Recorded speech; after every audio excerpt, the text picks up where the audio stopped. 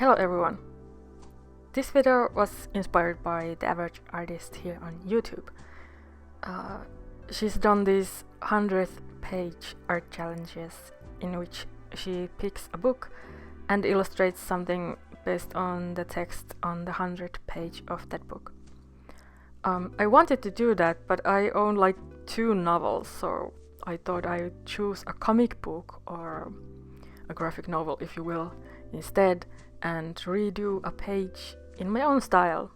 But because I let my patrons have a say in each art video, I let them vote what page I would redo. I chose The Prince and the Dressmaker by Jen Wang, and I picked 4 different pages for my patrons to choose from, and they chose this page that you see on the right.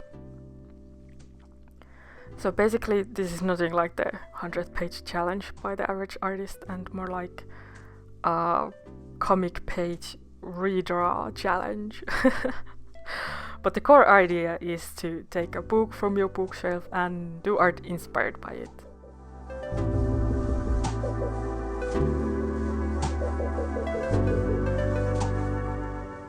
So in case you're not familiar with this comic, The Prince and the Dressmaker is a story about a young seamstress, Frances, whose flashy designs catch the eye of the prince, Prince Sebastian. The prince hires Frances as his secret personal dressmaker.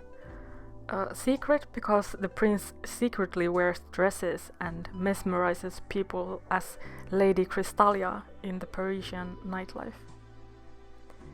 At the same time, his parents want him to finally find a bride, and as much Frances loves to make her wildest dress ideas come to life, she'd also like to make a name for herself and not hide in the castle. It's a cute story about love, friendship, finding yourself and acceptance. It's one of my favorite comics from 2018.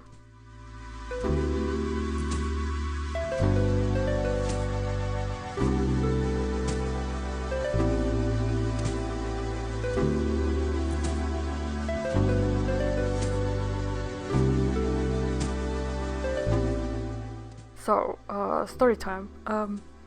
Jen Wang was actually one of my biggest inspirations when I was a teenager, both art style-wise and with starting a webcomic. She used to have a webcomic too, and her style was very different back then, and I was very in love with both. I was so sad when the comic just stopped updating, but that's what happens with webcomics sometimes. But we didn't have a social media back then, so I didn't know what the author was doing or where to find them. So years and years later, I saw Jen's Coco Be Good comic in my friend's bookshelf, and I couldn't believe my eyes. I wondered if it was the same person. The name rang a bell immediately, but the style was so different. But I could still see some similarities to the old webcomic style, and I was so thrilled to see she's still making comics. So Coco Be Good was a bit of a miss for me, though I think I should reread it sometime soon. But The Prince and the Dressmaker has everything I love: a bit of drama, romance, comedy, and fairy tale elements. The characters are super cute. It's wholesome, and I highly recommend it for everyone who enjoys those things I mentioned. The story flows well and it's easy to read.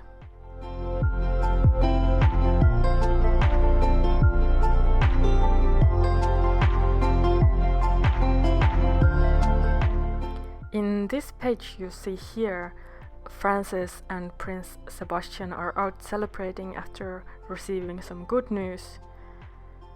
This time Prince is there as himself and not as Lady Crystalia. The royalty gets some different perks than fashion icons do.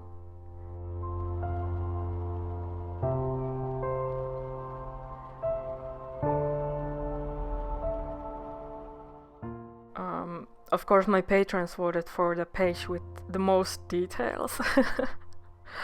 When I started sketching this, I realized I haven't drawn a merry-go-round before, and I haven't drawn horses in like 20 years. But I thought I would not sweat it and just go with what I see on the comic page and save some time instead of looking up references. My style is quite detailed already, so to not make this comic page take days to finish, I had to cut some corners. And that's actually what making a comic is. You'll never finish a comic if you get stuck drawing every single detail. I'm still learning what is enough details.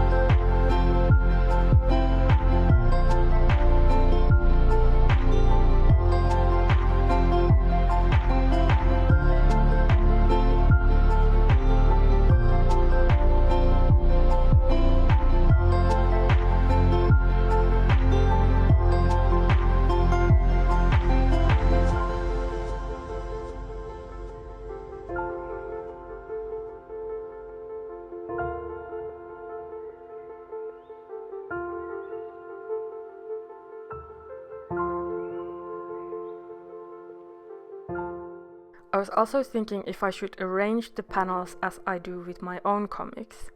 Like, how would I draw a room of bird cages or a dance scene? But using someone else's layout is also a good way of learning, and it makes you think, I could actually picture it like this too.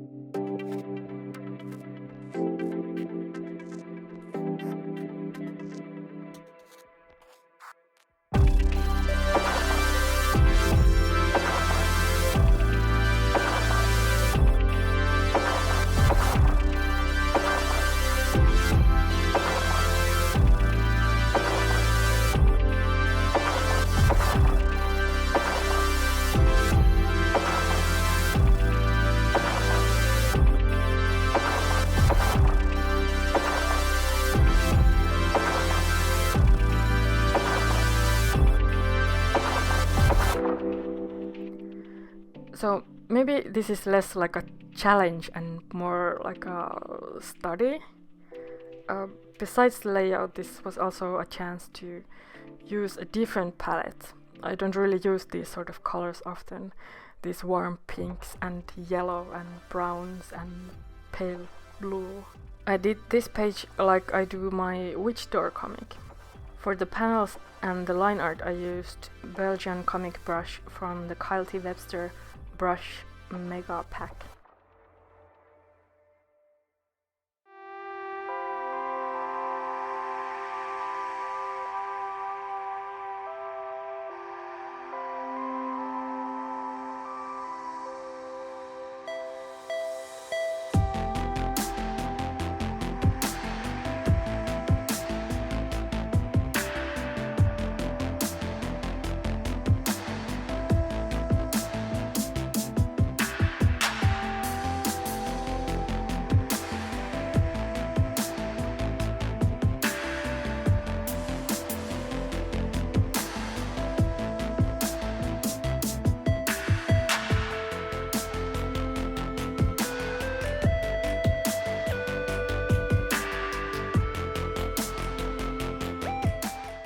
The ways my page differs from Jen's, excluding the drawing style, or the shading and lighting, her comic uses flat colors. And I also color the line art and blur it to create depth. I like how Jen's panels are so easy to read without all these extra steps, and how you can make out everything even only with the flat colors, whereas mine look really messy and busy without shading and blurring and all that.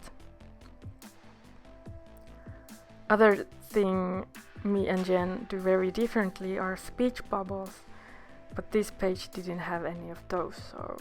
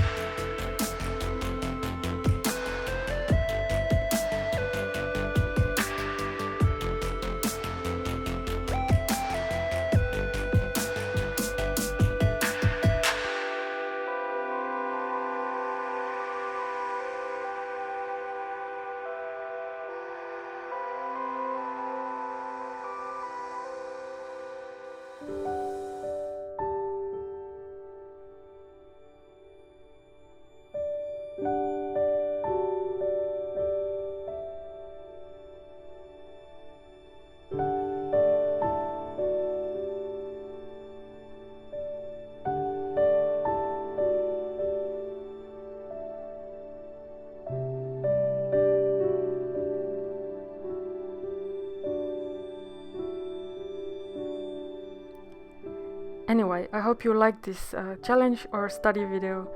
Maybe it inspired you to try something similar. I've been in a bit of an art slump or art block lately, so this was a really helpful challenge for me to look outside the box. Please check out Jen Wang's The Prince and the Dressmaker. She also got a new comic published last year called Stargazing, which is a very different but really touching story. I highly recommend that too.